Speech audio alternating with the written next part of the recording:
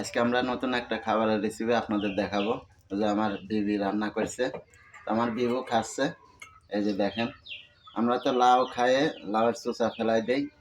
তো যে আমার বিবি আবার আজকে বললো যে লাউয়ের চোচা না ফেলায় লাউয়ের চোচা ভাজি করি।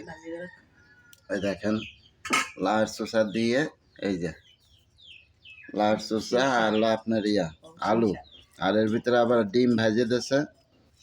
আসলে লাউয়ের চোচা পোষায় না করে আপনারা যারা এটা রান্না করতে না পারেন, সেই স্বাদ হচ্ছে কঠিন। এভাবে লাউ চোচা না ফেলা, এভাবে আলু দিয়ে আর লাউ চোচা দিয়ে ভাজি করবেন আর ডিম ভেজে দেবেন একটা, অনেক সুন্দর হবে।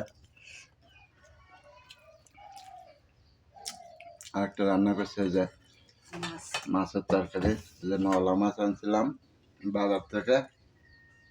চলো ভাই, আমরা অনেক কষ্ট করে ভিডিও বানাই আপনাদের ভালোবাসা পাওয়ার জন্য।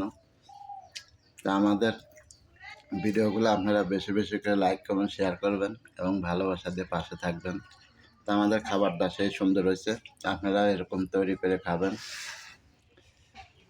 তাহলে ভালো হবে। আসলে অপচয় না করে অনেক সুন্দর হয়েছে রান্নাটা। আমার বিবির জন্য সবাই দোয়া করবেন, বেশি বেশি করে ভালোবাসা দেবেন। সবাই ভালো থাকবেন, সবার প্রতি আমার দোয়া রইল এবং ভালোবাসা রইল। ধন্যবাদ সবাইকে।